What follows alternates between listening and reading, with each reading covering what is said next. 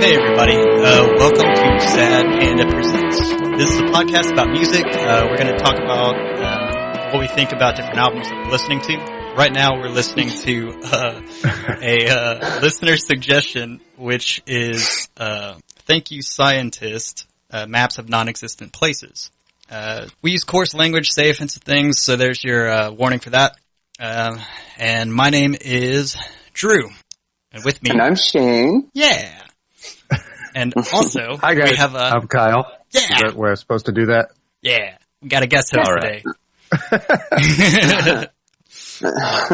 We're extremely professional, if you haven't noticed, Kyle. You guys are awesome, but you're still a little quiet, Drewski. I need you to be a little louder for me. Okay. Well, I'll just there we go. Put on my sexy voice, talking very close to the microphone. It sounds like Ira Glass is here. Ira fucking Glass, man. I listen to NPR. What? I listen to NPR quite a lot, actually. Yeah? I do too. So anyway, how was everybody's day? My day was pretty good, man. I didn't do jack shit today. That's awesome. Pretty great. I love days like that. I had the day off. I listened to Thank You Scientist again just to get ready for this episode, and pretty much that was it. Right on. Yeah, I pretty much did the same. I didn't really put pants on today. Always a good day. But I put my best PJs on for you, so and now you can see it. Yeah, so my son started school today, and he said that he was drawing a creeper made out of diamonds, and he said he exploded it into like 1,000 diamonds. So his mom and him were talking, and she's like, well, what are you going to buy with all the diamonds? And he goes, I don't know, maybe like a shovel or a hoe. But I really don't want to spend my diamonds on hoes.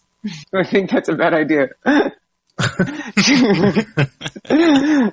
she sent me a message, she goes, well, I think we're raising him right. There we go, yeah. Oh, that's good. He gets it early, and that's smart. He is a lot smarter than me, for sure. He's 6. Well, Andrew, how was your day? Oh man, just, daily grind, right? Working that 9 to 5, so it was a day. Working it up from 9 to 5. Yeah, pretty much. Apparently that ain't no way to make a living. No, it's not. Oh man, it's Dolly Parton taught me anything. Right? It's treating me alright for the time being, but, Right on. Well, Kyle, you want to talk about your podcast a little bit? Plug your stuff? Oh man, I can plug it, I guess, a little bit. Mm. Yeah, I do the Experience Grind podcast. Yeah, you do. Where we, talk about dumb shit and movies and games, and usually we just make fun of each other the whole time, because it's what we do. Yeah, I've been in the podcast game for a while. I'm glad to hear you guys finally get into this game. Oh, thank you. Yeah. I was very stoked. I met you guys for the first time this year at, like, Louisville. Yeah. And that was really cool. Yeah, it was awesome. I hope you guys are coming next year. Planning on Oh, absolutely. Nice. Yeah. It was very cool to meet you guys. Like, I don't know, man. Just all kinds of cool people come together through this, and I thought you guys were cool, and I'm very glad to hear that you guys have this podcast now, because I've been a musician my whole life, and I respect anybody that gets into music like I do, so.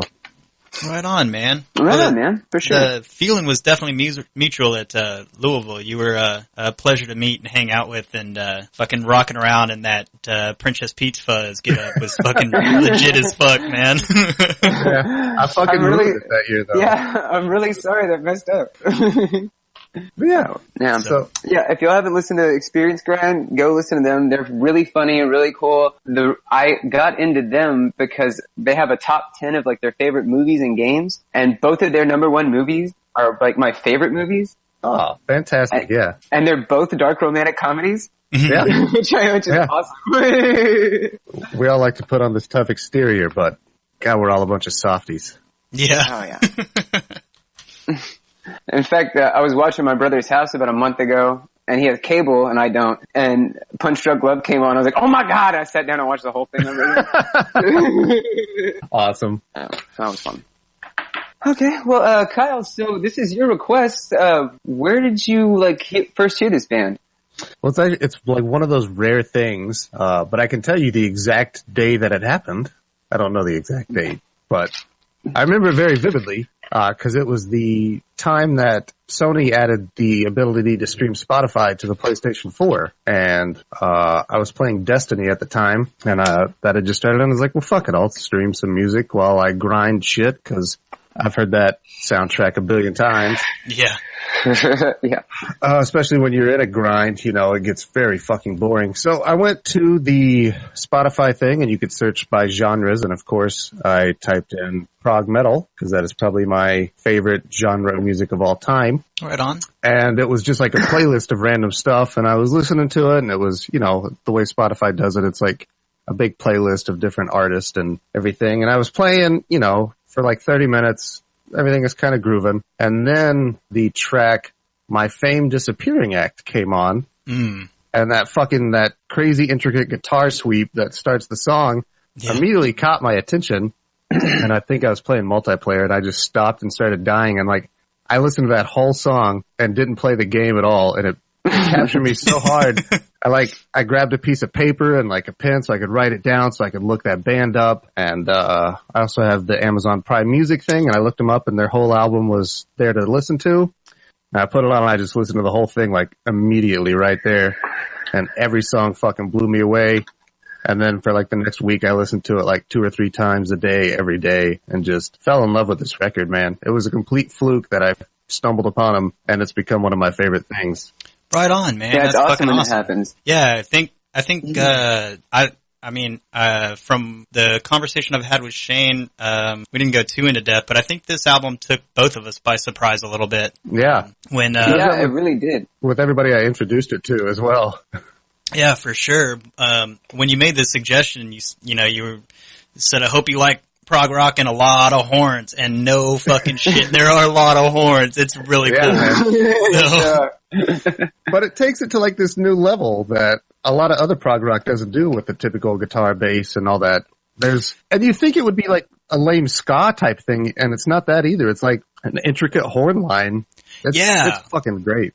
Yeah, man. They do really good job. Like all the musicians in this band are fucking top notch. Like, but they do a really good job writing interesting like rhythms that they use the horns for, and then little accents and like bridges and just all kinds of fun shit with a few little solo pieces in there. Also, like I was pleasantly surprised by the horn use in this album.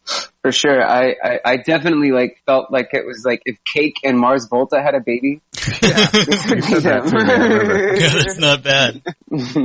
Yeah, I always described it as Coheed with the ska line, because that's another big thing that I noticed was this lead singer sounds like Claudio Sanchez from Coheed and Cambria. He really does, and I really, really like his voice. Yeah, I do too. Yeah. A lot of people complain about Coheed because they're like, I can't get in a vocalist. Number one, you're dumb. Claudio's an amazing vocalist, and so is this dude. They have range and emotion, and man, it's not boring to listen to. Like, no part of this band is boring. They all are super high level of what they're doing, and it's amazing to listen to all the way through. Yeah, I'd have to. Yes, this very much is an album you can listen to a song for song, every song. It was like a whole, you know. For sure. I don't remember skipping like a song at all. Yeah, I think I'd be in that boat. I know when I listen to it, I can't just not listen to the whole thing through. Yeah, man, and the bass player here is funky as shit, and he's like just on his game. It's really nice. There's some really badass bass lines throughout this whole thing. Caught my attention like all over the place. So what other prog rock acts do you guys dig? Because I think we're all kind of prog people. Oh yeah, Coheed for sure. Volta. I really liked King Crimson. Oh man, I love older band. Crimson. Yeah, yeah, dude. I love they're King fun. Crimson. Yeah, and there was an older band called the Mountain. Not heard of them. They're pretty good. But they're more like a folky prog rock, which is fun. They're fun. Yeah, I mean, prog rock has never been like one of my super liked genres. I got into hip-hop like guy, right? No, I'm the No, blues that's guy. Shane. That's Shane. Okay. Yeah, I'm all over blues and classic rock like all day long. But I did have an affinity for like Alien Ant Farm when I was in like high school. Yeah. A I don't know little if you call Coheed here and Radiohead there. prog rock, but I think they are now. They're very, at least experimental, I'd say. Maybe not prog per much. I don't know if they're. Well, I think they're that's kind of all over the place. yeah, and a little bit of Coheed here and there, and just like stuff that I hear through Shane, hanging out with him a lot, and stuff like that. But it's not something that I push away either. Just not something I. You don't seek it out, but you're not like, oh, prog rock is dumb and pretentious. Right. It kind of is, but I love it. You said you're a classic guy. Was Rush not a thing for you though? Yeah, here and there. It's not something that I put on often. It's kind of one of those like every once in a while if I'm kind of in the mood. Most of my classic is usually just I don't know, a lot of like 80s metal. Okay, all right. Like love hair metal, man. Oh yeah, it's good shit. Been to Ozfest like probably 4 or 5 times. Okay, tight. And then just like Zeppelin, Queen, just the, name classic rock giants. And that's what I grew up with, because of my dad and all that stuff. I was going to say you hung out with your dad a lot, right? Yeah. That's usually a dad thing. People that really dig classic rock. Yeah, for sure. My dad's a big Stones guy. He loves the Rolling Stones. So probably my favorite 2 people in the whole world are like Clapton and Stevie Ray Vaughan. Okay. So that's... I've never really been a blues guy. It's, one of those things, like... Yeah, like I respect it, but I don't actively seek it out. But again, maybe like you with prog, when it's on, I'm like, whatever, Mm-hmm. Yeah, I feel you. Well, you were really big into Zappa, weren't you, Andrew? Yeah, There we go. Okay. I did get into Zappa, probably a year or 2 after I started learning guitar. My, guitar teacher showed me some Zappa, and, I think I was in high school at the time, or I know I was. And yeah, I got real into Zappa for a little while, and, still really fucking enjoy Zappa. He's a goddamn genius. Yes. Yes, he is. Don't eat the yellow snow. Yeah. I think I was introduced to Zappa with Joe's Garage, that whole album, because it's probably one of the easiest to listen to. Yeah. And then, transitioning into like Baby Snakes and Don't Eat the Yellow Snow and all of that stuff. Just good shit. Shit. Well, shit, guys. What about you? Do you have like a favorite song on this record? Because I definitely do. Ooh. I have a top 3. Okay. So my number 1 is Feed the Horses. Nice. Okay. Yeah, I love that one. Number 2 will be Salesman Guide to Non-Existence. Sure. Yeah, that's a great song too. And my number 3 is Suspicious Waveforms. Nice. Okay. That's another one that's got a lot of instrumental in it, right? That's purely instrumental. It's a pure instrumental. Yeah. Which is they do that a lot, man. They have these great musical instrument breakdowns. Yeah, man. Suspicious Waveforms was the first song on this album that just made me start dancing.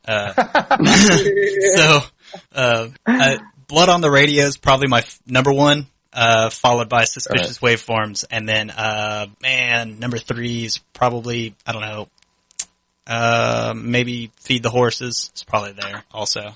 Well, you and I are on the same page, Drewski, because I think Blood on the Radio is maybe the highlight song on this album. And it also happens to be 9.5 minutes long. Yeah. Yeah. Because it also has a fucking extended musical breakdown. It's like 5 minutes long in the middle of the song. Yeah. And I thought that was ballsy as hell that's like the 3rd song on this record. That's like a album closer, maybe. I really respected that, and it caught me off guard because the first time I heard it, I didn't realize that was 9 minutes long. Like, it goes so fast for 9 minutes, which you listen to like a 9-minute Tool song and you feel it, but this one is just, you can't even believe it. It's crazy. And then it comes back to the original Blood on the Radio hook, and you're like, oh my god, this is the same song. Right. Such a nice. This is still the same song. Yeah. Oh man, for sure. This one dug its hooks in deep on me. Yeah. I mean, because they come out, man, with both Feed the Horses and Blood on the Radio. Like they hit you hard out of the gate with a funky ass bass line, and they just grab you. And so those two were just like consistently going back to, and then. Like I said, Suspicious Waveforms just made me want to fucking dance because it's just, it's great. Yeah, it's a great little groove. It's fun. It is really fun. Okay, so y'all want to go through each songs? Yeah, we can go through those. Okay, so number 1 is the Prelude, and it's basically just a lot of like harmonizing and a cappella with like a little slight synth to it at the end, and that was really fun.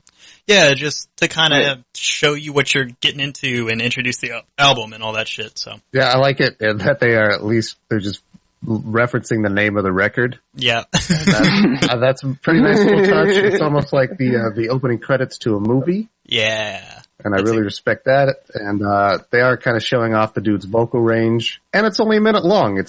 I never skip it because it is kind of setting the pace for the rest of the album. Mm-hmm. Yeah, it does that really well, I think. Yeah, I really like the analogy of opening credits for a movie. That's clever. Yeah, that's what I do. I mean, it's kind of who I am. What are you gonna do? Oh, shit.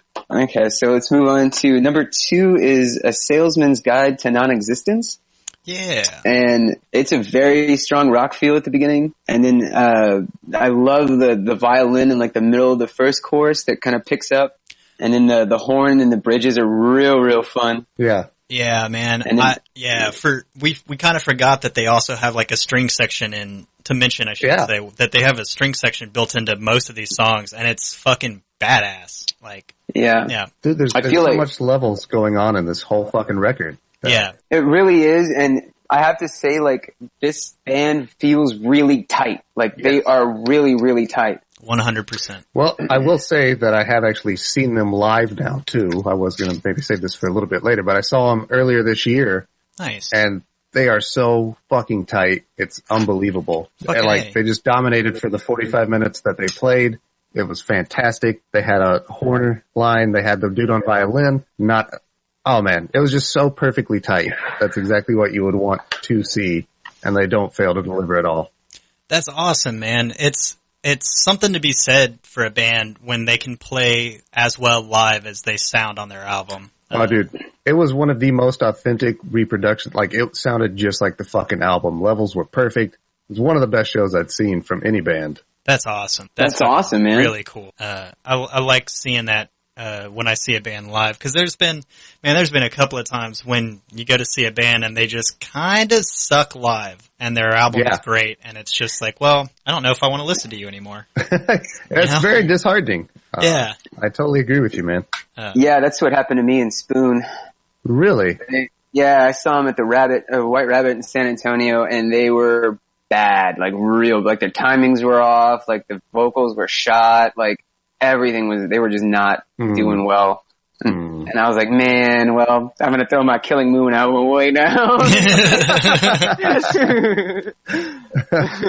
I love Salesman's Guide. I think it's a perfect first song on this record because it just comes out of the gate and grabs you by the balls, and even harder, it sets the pace for the record because the prelude is nice, but then this comes out and it's throwing horn lines at you immediately. Yeah. It's got real crazy, intricate musical playings from the drums, like complementing what the guitars are playing, which is another rare thing that you have in music. But for sure, it's a really nice job of doubling those big punchy parts up. Yeah, man.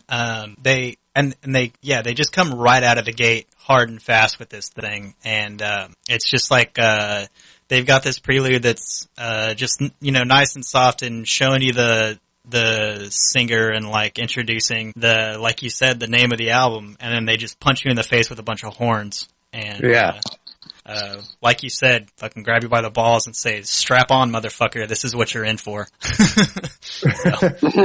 For sure. What I do like about this band is like, if people who have like ADD, they could really enjoy this band, because you can That's fucking hilarious because Wait my like a favorite minute, band- it's totally different. What's that? Oh no. His connection might have gotten a little bad. Oh, did we lose? Oh, Shane? Sorry about that, guys. Okay, he's back. All right, buddy. My fucking ice machine at work's breaking, and now it's doing that thing again, so. Bullshit. Yeah. Yeah, man. Fucking ice machines and air conditioning stuff is a giant pain in the ass in the restaurant business. Oh yeah, For sure. I'm sure it is, My man. fucking air conditioner dude is making a killing off me this summer. So, anyway. Yeah, Anyway. I really agree with that ADD reference. My favorite band of all time is Protest the Hero. I don't know if you guys know them. I love them. Yeah, they are my all-time favorite band. And the reason I saw Thank You Scientist is because they were opening for Protest the Hero. So it was maybe the best concert I've ever been to in my life because of that. But my good buddy who I used to play in a band with, he hated Protest the Hero no matter how many times I tried to get him to like it. And he looked at me one day and he's like, dude, I get why you like this because this is like ADD the music and I have ADD. No. And that totally made sense to me. Well, there you go. I've not heard. Okay. Yeah, we stopped on the ADD talk, I believe. Yeah. Oh, yes. Yeah. Very much so. I believe that if you wait a minute, this song will change 5 different times. Yep. And so if you kind of like Mr. Bungle or Girl Talk, if you don't like the song, wait 30 seconds, it'll change. Yeah. Yeah. It does not get boring. That is for sure. No, it does not. Anyway, so let's go ahead and move on to number 3, which is Feed the Horses. Yeah. This, I feel like the opening is good, but misleading for the rest of the song. Cause it's, very minor. Yeah, it's kind of light. And then the first verse just breaks into this like really funky beat. Yeah. Which I really, really enjoyed. Yeah, I think a lot of people that I show this record to, a lot of them land on this song as being in their top. I know I showed this to Sean from Nerdy Thursday and Ryan, this record, and they both fell in love with this song too. I think it's easy to fall in love with this song. It's just, that funky bass line that comes out and grabs you. Just, it pulls you in and then it makes it really easy to just like the rest of the song. Cause it keeps you, bobbing your head, doing what's right. Oh, for sure. And then I like how the chorus will move into a little more rocky side. And the second verse gets it's still funky, but a little less funky. Mm-hmm. And then the third verse is when they kind of break it down, especially when he comes into the line, we're running out of time. And then it brings in that like muted trumpet that like kind of slows the entire song down. Yeah. Yeah, man. That was really it's a journey, baby. Yeah, man. It very much is. All of these songs really are. Yeah, for sure. That's why I like the movie reference. Because it's taking you on a journey. Every song is trying to tell you something, right. And you're feeling those emotions, like you're getting amped up, you're feeling a little sad. It's taking you everywhere, man.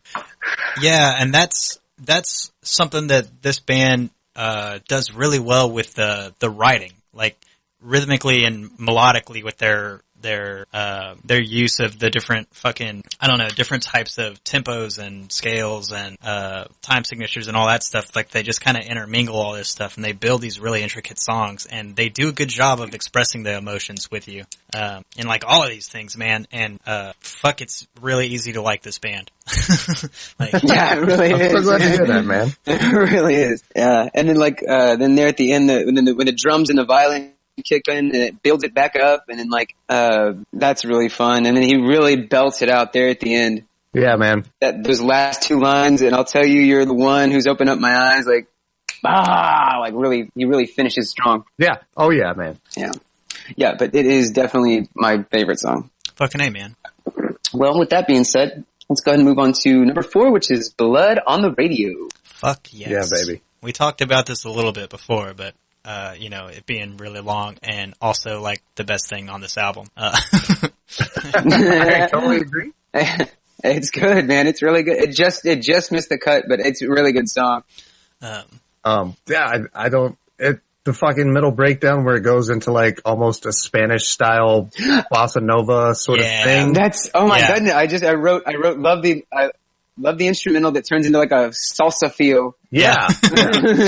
Yeah. It's so, and it's out of nowhere. They've not given any hint of ever doing anything Spanish or Mexican influenced at any point. until right here, and it just flows right in, man.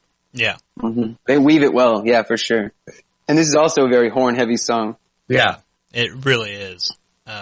And the one line that he says that like really gives me chills is when he sings is that when he does the you'll see, like it's like oh my god, he does it like 3 or 4 times. Like, yeah, right in my spine, man. Oh yeah. I just got it right then when you did it. This song was the one that I found myself singing to myself when I wasn't listening to the album the most. Uh-huh. So like, I mean, it was easy for me to pick this one out as my favorite, cause it's the one I just kept coming back to. He exercises his voice very well in this, and he hits you with like his vocal abilities right out of the door with the first couple of lines, you know, the let's go spade a spade. Yeah, man, that shit is where he hit me first lyrically, and then he just keeps doing it over and over in this song. So I'd shut this, turn off the music and, walking into work or some shit, and I'm like singing this in my head, and I'm like, all right, well, this is the one. Nice. This one also maybe has my favorite guitar solo on the record. It's the solo towards the end of the musical part right before they come back into the verse for the last time. But it's epic-y, it's overdubbed with a lot of reverb, and it just wails. Mm-hmm. Mm-hmm. I'll agree with you on that. Yeah. I think that is the coolest guitar solo.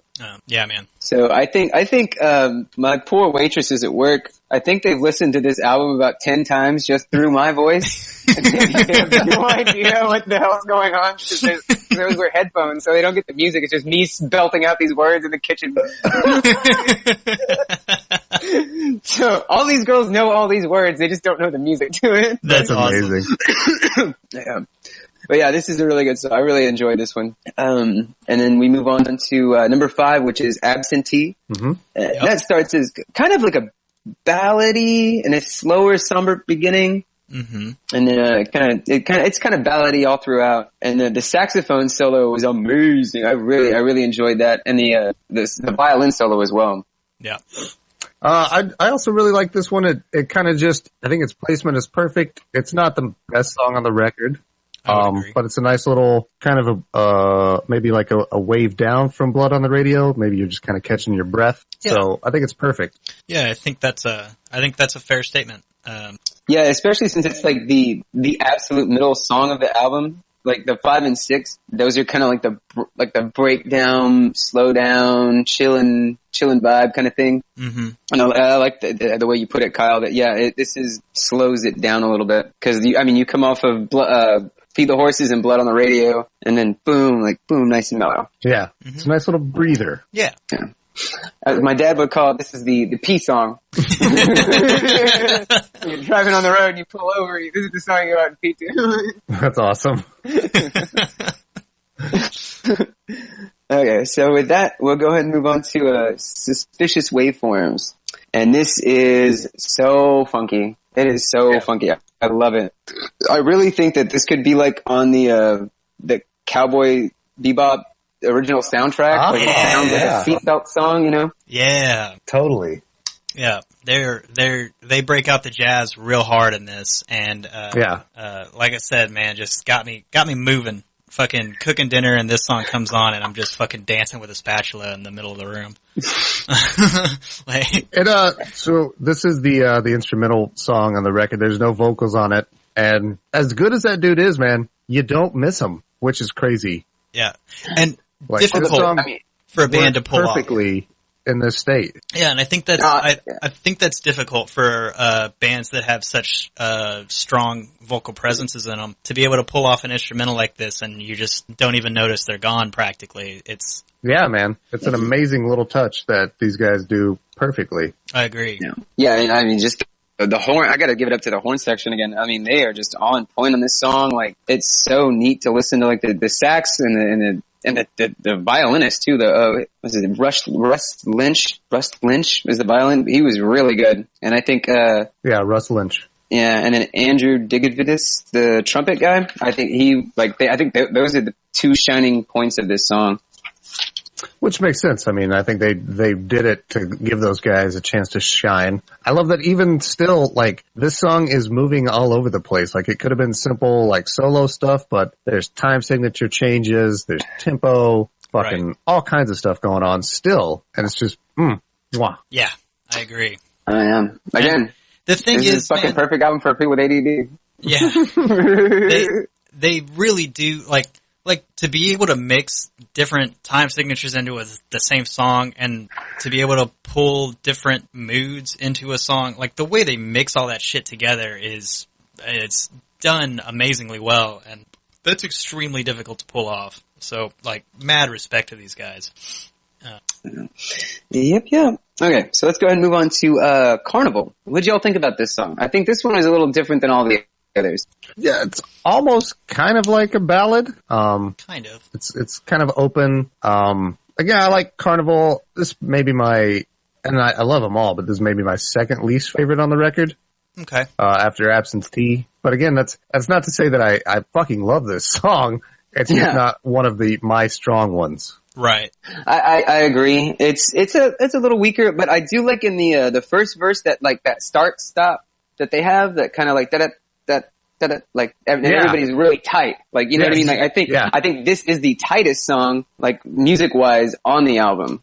But it is kind of ballady, which is kind of, it's okay. But it's still a good song. Yeah, it's their most by the numbers one too, I would say that's kind of just like a bridge or a verse chorus sort of thing. There's not really a lot of time signature changes. It's just kind of there to serve the purpose of progressing the album. It's a structurally generic song, like you said, because the verse chorus structure, and it is that way.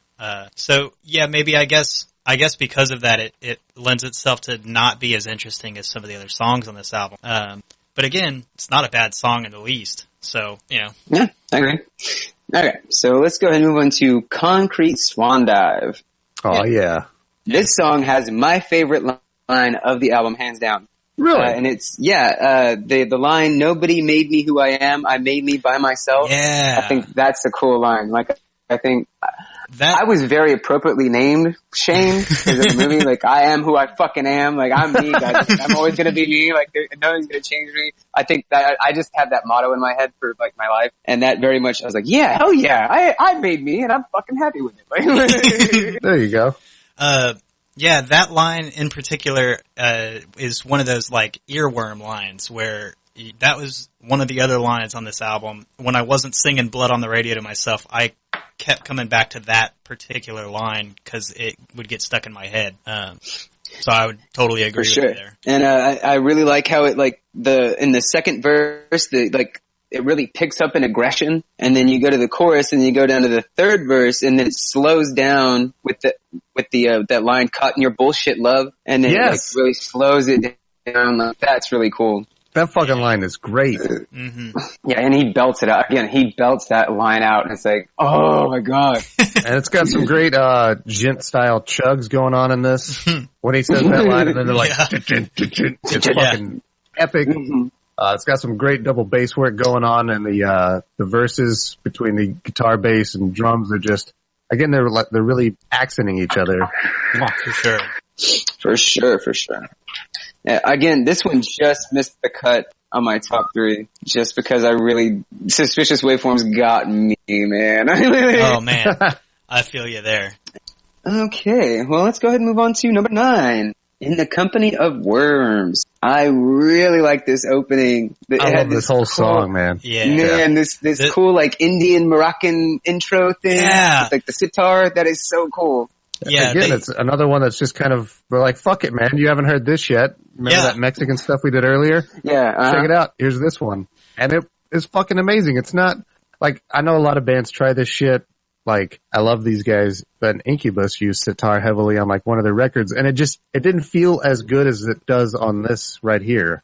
I agree. Yeah, totally. What's the Further Down the River song or whatever? Yeah. Well, it's just kind of, I mean, it's a good song, it's beautiful, but it's also, this guy understands the sitar a lot better than Mike Einzinger. Yeah. I completely agree. Yeah. Well, they just know how to work different styles in a way that other bands don't. So Yeah. So Kyle, do you know like the background on this band? Were they like music theorists or something like that? I really don't know much about them. The only thing that I do know is that they're from New Jersey, and for some reason, New Jersey makes some of the best goddamn bands in the world. That is weird, but it's You've got true. fucking Springsteen, you've got fucking Coheed, you've got My Chemical Romance, you've got this fucking band. Like, what the hell, man? in the water. Water in Jersey. Yeah. I don't know, man. It's all the runoff from that nuclear power plant. That's crazy to me, man. And I love like all of those bands. They're in my top like 10. For sure. I don't know what they do in Jersey, but they make musicians for sure. Yeah. Yeah. Maybe Maybe the state just sucks enough that all anybody has to do is play music. That's true too. That's possible. I've tried to look up some info on these guys before just because I like to do that with a lot of bands, but unfortunately like they're so still kind of underground. There's just not a lot out there. Yeah, the only thing I during research, the only thing that I saw was that they were like I think some rock reporting group said that they were the album of the week for this album. But beyond that, I couldn't find anything really about them. Revolver magazine said that. Revolver, you're right. Yeah, there's just not a lot of like interviews with the dudes and everything, which is crazy to me because man, these guys are some of the best musicians you can listen to. Yeah, I would totally agree with that. I mean, like I said, this isn't my preferred genre by any stretch of the imagination, but fucking A, this album. Like, with Kanye, hip hop's not really my thing. I'm into some of it sometimes, but I struggled listening to that for an entire weekend to get myself familiar with the album, because some of it was good, but most of it I wasn't all about. This album I've been listening to all week and haven't really had the desire to really put anything else on to get away from it. So, that makes me so happy. I know you both wrote me. I think Shane wrote me like the next day though and was like, dude, this fucking record. Holy shit. And I was like, oh man, see, I knew you'd dig it. Yeah, I'm very glad to hear you too, Drewski. And it even makes me more excited because this is not in your wheelhouse, and it's still good enough that even you are like, oh yeah, man, this is where it's at. Yeah, this was really fun album for me. So it's not going to be something that it's not going to convert me to the genre as a whole as my favorite genre or anything like that, but it's definitely going to get mixed into like my regular playlist because some of these songs are really, really good. Awesome. Like In the Company of Worms. For sure. It just missed my top 3. It was kind of between this and Feed the Horses. So, I mean, it's a really good song. Again, it was mine. And Kyle, honestly, when you mentioned it, and I listened to it, I was like, man, it's like, it really felt like rediscovering like Mars Volta for the first time or Coheed, or you know what I mean? Like, it was like, wow, like it really, like, I'm a really big Tool fan, so it kind of hit me like the first time I really sat down and like Tool. I was like, oh my God, like what in the world? Like, it sucked me in really hard, like real hard. Yeah. And I kind of imagine that because you and I, Shane, have talked about music a lot. We kind of are in the same area with our likes. But Drewski, I don't know as much about musically. And so I'm just really glad that he is also enjoying this as much because, man, I haven't shown this record to anybody that they don't fall in love with. I believe it. It's hard not to, man. If that's the case, Kyle, have you ever heard of the band called The Constellations? Oh, I have not, man. Oh, man. Check out their album Southern Gothic. Yeah. I'm sure we'll do it one day. I'm sure we are. We'll definitely really do an episode good on it. But it's their first album and their best album by far. Fuck, it's good. Like, yeah. All right, boys. Well, I wrote it down. I'm going to check this out when we get done recording. Check out Step Right Up. That's like their craziest song. Yeah, okay. That's the one that's like super psychedelic. Felicia is what drew me into that album. Felicia. Yeah, and it's really good. That's how I discovered it, and then I listened to that whole fucking album straight through, tripping on mushrooms one night, and like it just blew my fucking mind, man. Like it blew me away. Oh. So that's how I got into that Moon on Antarctica. I was doing the same thing. Yeah. When that came on, I was like, oh my God, That's one thing I miss about doing drugs, man, is fucking mushrooms. Mushrooms were the best drug of the entire world. You're not I wrong. couldn't agree with you more. Yeah. The fucking best thing ever. I miss them so much. Yeah. The thing with those was for me, like, they found me, I didn't find them. Right. That's such a mushroomy thing to say.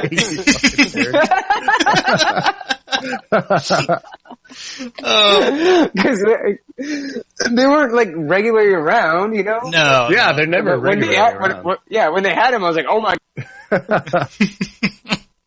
Yeah. Anyway, so do y'all wanted to say anything else about In the Company of Worms? No, it's just got great stuff going on. Yeah, for sure. Okay, well that brings us to the final song, My Famed Disappearing Act. Very appropriately titled to be the last song on this album. Mm-hmm. This is probably easily my second favorite song. Probably because it was the one that turned me on to them. It was the first thing I heard. Mm-hmm. And it's still as exciting to listen to now as that first time when it just made me stop playing Destiny. When I just kept dying. I don't care. Yeah. I want to hear this. What the fuck? And I don't know, man, it starts off with like really fast guitar, like I said, that sweep, and there's 16th notes on the hi-hat going underneath it to like really drive it. And then it just comes in with those horn lines. The song is really fast. Yeah. It's super poppy when that verse hits. And oh man, just everything about this song is perfect. For sure. I did like the heavy opening, and the third verse, the backup vocals are fun, and I like how they play with like the backup guys singing slower and then faster, and then they match at the end. Yeah. Like at the end of the line of the song. I thought that was a neat little touch. And for some reason, this chorus made me think of the song Epic from Faith No More. Sure. When he says the chorus line, I just kept hearing, you want it, but you can't have it. It's Mike something, right? What is that dude's name? Mike Patton. God, I love that dude. Yeah. He's in a band called Lovage. If you've never heard of them, check them out. The album is called Music to Make Love to Your Old Lady By. Yeah. And it definitely is that. Yeah, I love fucking Mike Patton, man. And he's in like 50,000 bands, which is awesome. Oh yeah. He's a fucking great vocalist. Yeah, for sure. Yeah. Underrated, I believe. Oh yeah. A lot of people here, they remember that shit and they're like, what? That dude was cheesy. Nah. Dude's awesome. How dare you? Mr. Bungle? Oh my god. Like, oh yeah. Mr. Bungle's fucking amazing. That California album's fucking legit. You guys dig Portishead too, I'm assuming? I love trip hop. I love trip hop. I fucking love Portishead a whole lot, man. She has one of the best voices in music, man. She is just, I mean, like in, like that live album from NYC, the Roseland. Yeah. When she sings Humming, Humming and Only You, oh my god, like I melt. I want to just crawl up in her lap and just sing. Like, just sing. First time I heard Portishead, if you can believe it, I was on mushrooms. And it was amazing.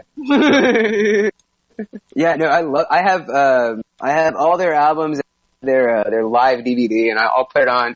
And this broad is chain smoking the whole time. Yeah, I mean, like cigarette after cigarette after cigarette after cigarette. I'm like, how do you sing that well? Like, and she doesn't sound like Tom Waits. I'm like, exactly. Crazy. Fucking crazy. She just didn't gargle glass or some shit.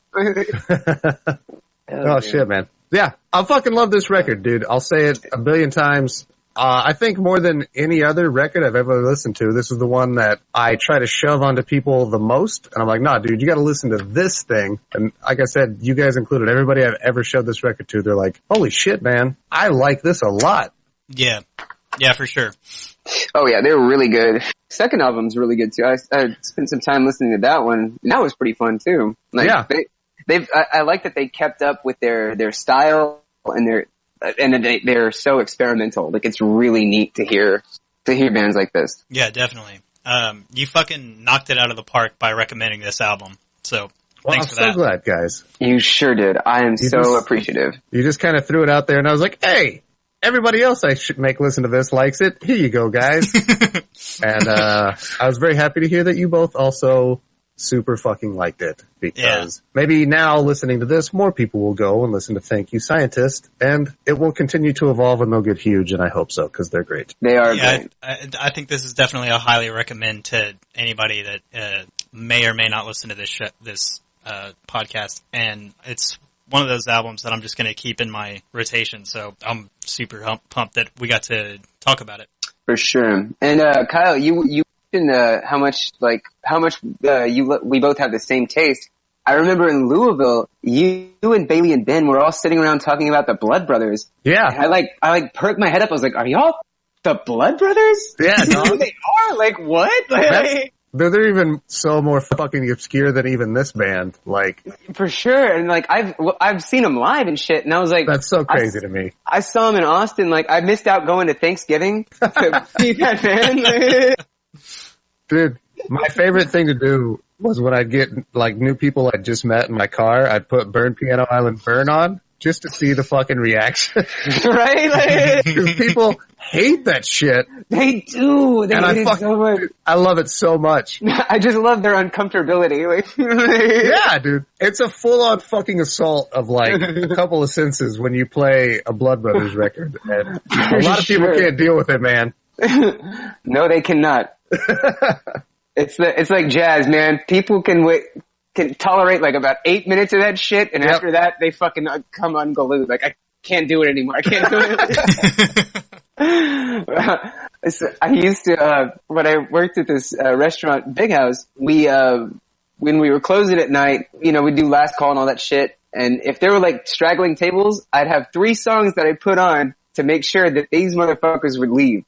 One of them was A Love Supreme Part 2 by John Coltrane. Number 2 was Burn Piano. No, not Burn Piano. The Gun Saloon, CC at the Gun Saloon or something like that on that album. Yeah. I can't remember the name. Cecilia and the Gun Silhouette or whatever. Anyway, that one. And then, there's a song by Aphex Twin called Zygomatic V17. Oh man. Hell yeah. You're still speaking my language. If you got through all 3 of those songs, there's nobody ever did. Like, no one ever fucking stuck around long enough to like, no, get the fuck out of here. We gotta go. This guy's pissed off and he's playing some stupid shit. We need to leave. Man, Cecilia is probably like the most approachable of the Blood Brothers song too, and at least has a tempo and a time signature you can follow. Yeah, for sure. It's just like crashing instruments over and over. And then when I was working there, I moved into the bar, and every Saturday night there was a girl I worked with, and we'd do the same thing, but we'd play Disney songs. Yeah, and that shit would either work or fucking hard backfire. And these drunk broads want to sit there and listen to fucking Whole New World and fucking sing their heart out, and stay for an hour. You gotta watch those basic drunk white bitches, man. They will Disney. I remember one girl came in and she was talking shit. She's like, "Are y'all listening to Disney?" And I was like, "Yeah." We're closing down. We turn on Disney when we shut down. And so she was with her friend and she went to the bathroom. And I was like, watch, this bitch is going to come back and a whole new world's going to play and she's going to lose her shit. 2 songs later, I swear to God, it comes on. She goes, "Oh, look at this stuff. Isn't it neat?" I was like, get the fuck out of here. Oh man. So yeah, this album was really, I give it a fucking solid 9. What do y'all think? I'm right there with you, man. And I mean, I'm gonna go 10 out of 10. I fucking love this record. It's a perfect record to me. It's really good. Yeah. I see no faults with this record at all. Top 10 of all time. Fantastic. 10 out of 10. Well, there you go. Yeah, there you go. It's really good, and it's like you said, it doesn't feel like when I listen to it, I don't realize how long it's been. Like, because it just moves so much, and there's so much change and diversity and stuff like that. There's never a dull moment.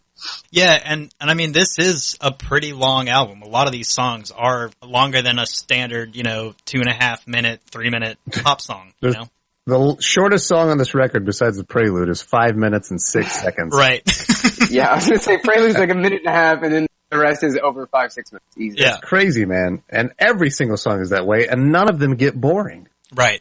For sure. Even like you were saying, like the longest song is fucking 9 minutes, and it does not feel like it at all. Like, at all. Yeah, I totally agree. It's just one of those things. Yep. I think it's a hell of an album. Thank you for recommending it, man. I introduced this into my life because this is some good ass shit. Well, thank you guys, and thank you guys for, inviting me on, and for the bonus benefit of being the first guest on your podcast. Yeah, I feel honored and cherry. humbled, man. Yeah. So, thank you guys. And I'm glad that my record exceeded all expectations, and there's all your other guests have a lot of shit to live up to now. So, that's the way I like to do things. Come out of the gate strong, make people come up to my level. Hey man, it was really nice to fucking have you on for a conversation and just you set the bar so high that motherfuckers better step up if they're gonna recommend albums, Yeah, so. That's what I'm saying. Don't want no weak shit here, goddammit. Yeah. Take your weak shit thank you, and Kyle, get the fuck out of my being house. on, man, for busting our guest host cherry. I'm glad it was you. Aw, thanks, guys. You were gentle. You were gentle. Very giving lover. Aw, because too kind. Oh man. So yeah. So if y'all haven't listened to Experience Grind, Kyle is on there every week. They do awesome movies. They just did Hamlet 2, which is awesome. Love that movie. I forgot all about that movie, and it's funny that you mentioned that Netflix thing, because I did the exact. I had to mail that shit in, and they sent me that the same way. I was like, "Oh my god, I forgot they did that." Yeah, that was a thing before Netflix went all digital. Yeah, I had 140 fucking movies on my queue at one point. There's no fucking way I'm gonna watch all these movies, but I want to watch every one of them. Yeah. And every time you send it in the mail, there was a battle. Okay, which one do I really, really watch next? Yeah, you gotta change that queue. You gotta fuck up the queue. Yep. Oh man. But yeah, they do an amazing job. Kyle has a very good choice in music and video games, because I think we talked about your favorite being Shadow of the Colossus, which is also my favorite video game. I love that game. We're in the minority though, so I know nobody likes it. I know. The controls just kill people on that game. I don't get it. It feels natural to me. But I felt the same way. I mean, don't get me wrong, there are times where that stupid horse would fuck up and I'd God damn it! Just jump on the horse, man. Just sit on the fucking horse. Climb that fucking hair, dude. Just do it. Come on. Right? Oh man. But yeah. So, anything else you want to add? No, man. Just again, thank you guys. You guys are the fucking greatest. I love you guys. I can't wait to see you again in Louisville next year. Looking very forward to it, man. Yeah, for sure. It was Louisville was a blast, man. It was really, really fun to meet all the people and just hang out with everybody and, man, just fucking good shit. So, Can't wait to see you boys. Yeah, Louisville was fun. And the coolest thing was, we were talking later after we came back and I was like, honestly, everybody we met there was super cool. I didn't, nobody was really douchey or assholey or anything like that. No, and then man. I got to thinking, I was like, if there wasn't a douchebag, is that me? Was I the douchebag? Fuck. Well, I mean, the saying, if you don't see the asshole at the party, you're the asshole, right? That's You're right. the asshole. You guys weren't the douchebags. Fuck, Drewski, you brought the goddamn Cuphead Dice Head game guy for Dave, right? Yeah. You made that, right? Yeah, man. That is the farthest thing from douchey. And then you guys fucking dominated in the cosplay as Link and Dark Link. Yeah, that was really fun. That's been something we've been planning on doing for a long time, and finally did it. We both won awards that day for that. Fuck yeah, we did. We did. Fuck yeah, we did. We're all three kick ass. Yeah. And, so there's no way you guys were the douchebags. The expo. I was just nervous. I didn't see the asshole, so if that was me, well, shit. It was not you guys. I promise. You guys are great. It was fucking awesome. I cannot wait again. So for sure, I am super excited for March. The only thing that scares me is a friend of mine is getting married on March 9th, and I'm in his wedding party. So if I'm hoping that Louisville Arcade is usually the first weekend of March, so I'm hoping it's the weekend of the second, first, second, third, and then I can be there. If not, that's the only thing that'll keep me from going is that wedding. Nice. Did you guys do go-karting this year? No. No, we missed out. I got laid back an hour because Donald Trump was in South Carolina and shut down the whole airport. God damn. And then I landed right when they were going to dinner. And then we were stuck in the gate for a long time and I was texting Micah He's like, oh, I'll pick you up. And I was like, nah, man, I'm just not going to be able to make it. So, we ended up meeting up, and then we went to the, while y'all were at go-karting, we were doing trivia at the Arcade Expo, and we met a couple of local people who were really cool and us join. Yeah. And then we met, that's where we met Nate. Yeah. Nate Blonde First time there. caller. Okay. That was the first time we met Nate, yeah. So that was really cool. Yeah, and I just, hopefully, yeah. I just got out of work. Make it to go-karting next year, because that is a highlight of the trip every year. Yeah, I think this year I'm gonna have to take the Friday off, of work to do it. Cause I did it that way. I did it the way you did it. We just went down like Friday after work. Mm-hmm. And last year I was like, fuck that. I'm taking Friday, whatever. We're going down early. And it was a lot more fun. I think we're even going to go on Thursday now next year, because some people show up on Thursday. For sure. So yeah, that's what I'm going to try to shoot for Thursday as well. Cause I normally do pub trivia at work on Thursday nights, but I might say, fuck it. Yeah, man. Yeah. Come hang out. We'll all get drunk. Maybe we'll get Ben Carruth to get pneumonia again. Poor Ben, man. So sick. Goodness. You guys are the best, man. Thank you again. Yeah. This has been a lot of fun. So. Yeah, for sure. Awesome. Glad you had a good time, Bubba. All right, Andrew, you wanna take us home? Sure. So thanks for listening to Sad Panda Presents. You can find us on iTunes, Stitcher, and at sadpandapresents.com. You can also find us on Facebook at facebook.com/sadpandapresentspodcast. Feel free to check us out wherever you get your podcasts. If you want us to check out a new album, like Kyle did, hit us up. Facebook's probably the best place to do that. If you've made a suggestion and we haven't seen it, if we haven't directly replied, then we haven't seen it. So, send us a direct message on Facebook. Just hit us up however you can. So that's my spiel. And thanks again, Kyle, for breaking our guest host cherry and for showing us a kick-ass album. You're welcome, guys. Thanks again. Thank you, Bubba. Really appreciate it, man. Love you, boys. Love you too, man. Love you too. All right, guys. Well, you'll have a good one. Hope you all enjoyed it. Bye. Is it something I can live without? Is that way too